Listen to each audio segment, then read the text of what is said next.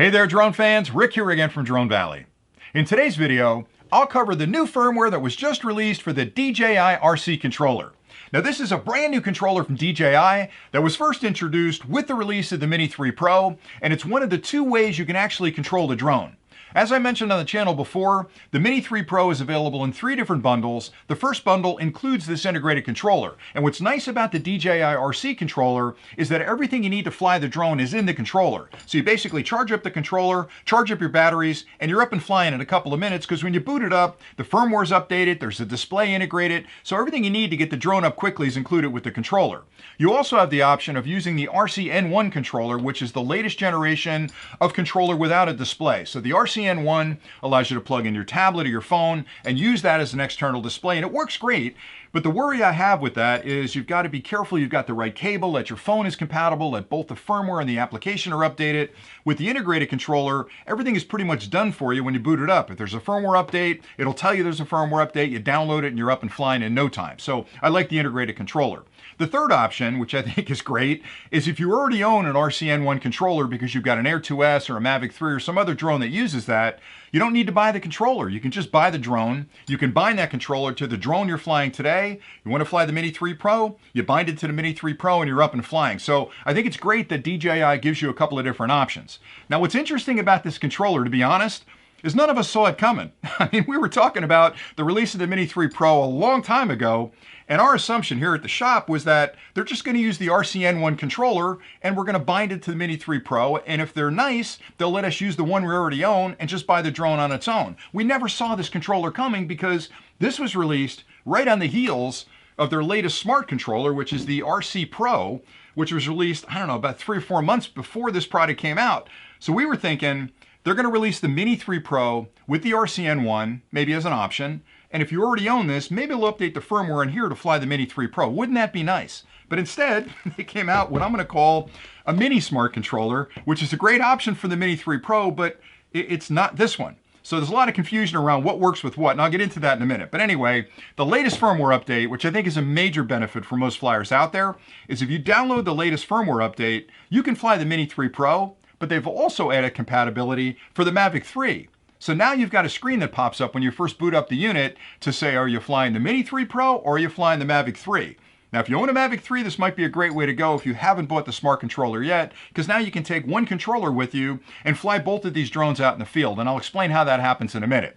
But let's get to the technical details first. So the latest update for the controller is v01.01.0000, and that's going to also update your DJI Fly application to the latest version, which is v1.6.8, and that supports both the Mni3 Pro and the Mavic 3. Now, a couple of things about the update before I get too deep into what it does. The first thing is, when I tried to do the update, it worked fine. I bind it completely fine to my Mni3 Pro. When I tried to bind the Mavic 3 to the controller, I got a warning about firmware updates over there. So if you're flying the Mavic 3, if you've done the firmware updates on the Mavic 3, you're probably okay.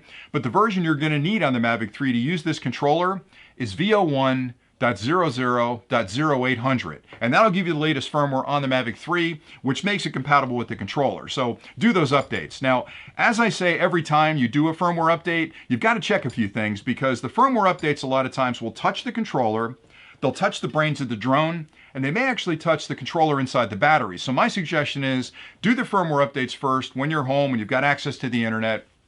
When you finish the firmware update, power down the drone. If you've got multiple batteries, pop the battery out, pop a new battery in, and boot up the drone connected to the controller. Because a lot of times if they're updating through that firmware update, the controller in the battery, you'll get out in the field and the batteries haven't been updated. Only the one that was in the drone when you did the firmware update's been updated. And you'll get out in the field and you'll find out, uh-oh, I need a firmware update. And you can't do it in the field unless you have an internet connection. So rotate all your batteries through.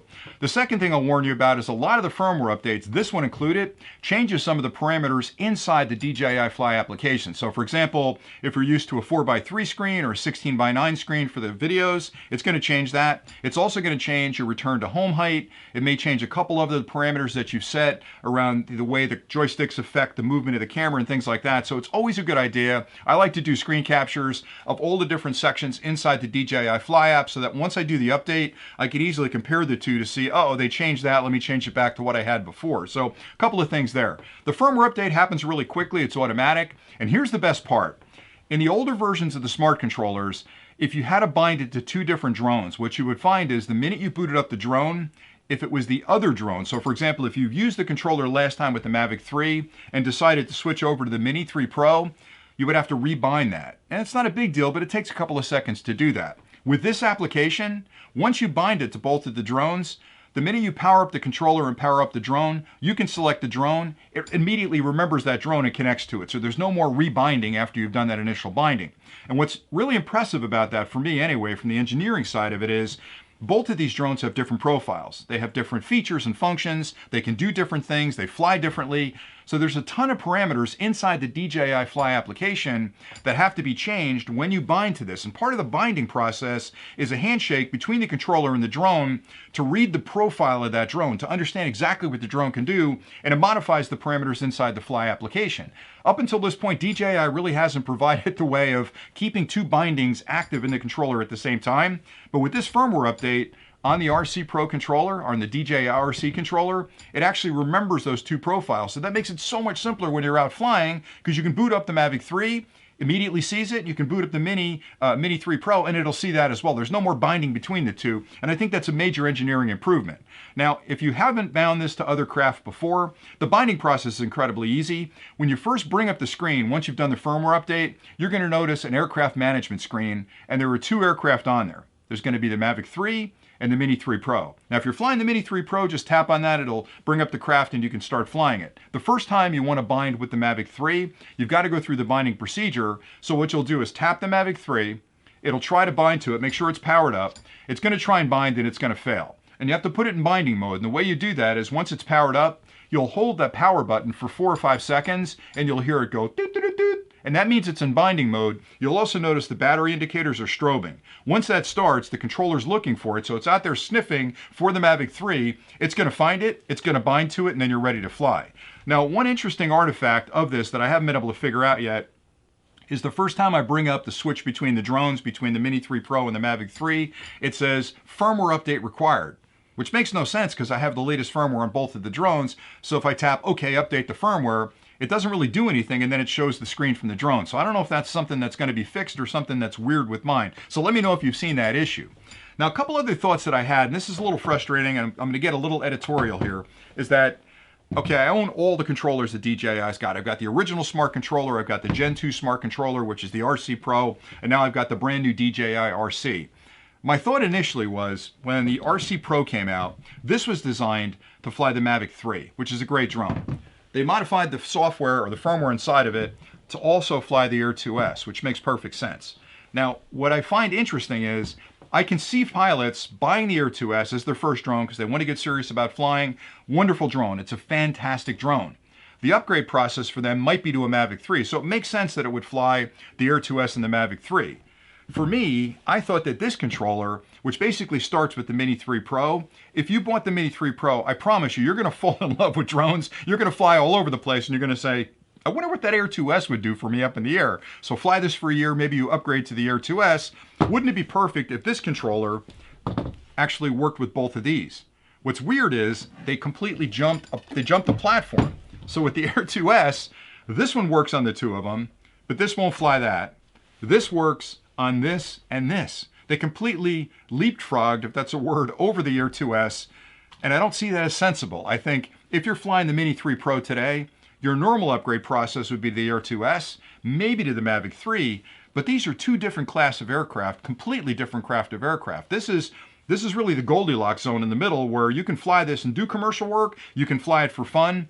So I don't understand why they jump from the Mni3 Pro up to the Mavic 3, and I'm hoping, we're all hoping, that they add the Air 2S to it as well, and that would be a perfect controller at that point, because these three are the latest generation of products from DJI, sub 249 gram, perfect consumer drone, perfect commercial drone. So if this controller handled all three, then I gotta wonder, why would you buy this controller? Because this is a lot more expensive. Okay, it's got a brighter display. It's heavier. It can do things this one can't do. But I don't know. If they've jumped over the Air 2S to get to the Mavic 3, I'm hoping they add the Air 2S here. I'm also hoping, DJI, if you're listening, if I spent a lot of money on this, a lot of money on this, and a lot of money on this, and I bought this one because I'm taking it on vacation, I would love for this to be able to fly the Mini 3 Pro as well.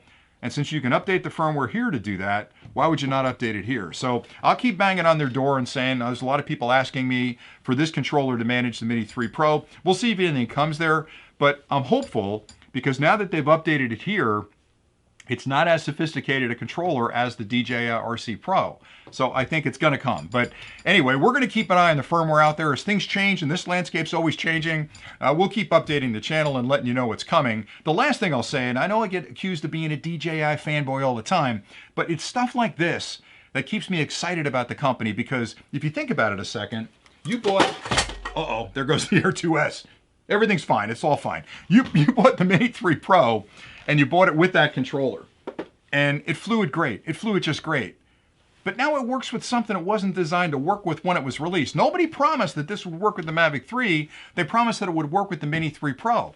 So now you've got a product that's got advanced functionality you didn't get when you bought it, that's now in the drone. And if they upgrade it to handle the Air 2S, if that survived the fall, then it's gonna fly 3 different drones. So what you're getting is a continuing improvement of the technology going forward through software updates, and a company that pays attention to consumers like that, that says things like, they're flying this today, wouldn't it be cool if you could make it fly that? Wouldn't it be cool if you could make it fly that? That's a company I want to support and I want to champion. So that's why I like these guys so much, because they're always thinking about what's next and how can we modify the products we've got to do more stuff than we did when we first released them. So I like them a lot. Anyway, that's all I had for today. So hopefully you found this review helpful. I tried to make it as quick as possible, but there was a lot to cover in there. I've got a ton more content coming on this. We're going to be doing a lot of the, hey, what's down there clips when I'm out in my kayak. So if you saw that kayak clip, get ready for that. I've got a ton of submersibles that I'm going to be swimming around. I've got a couple of cool rigs I put together myself to go down there and look at crabs and other stuff if you're into that.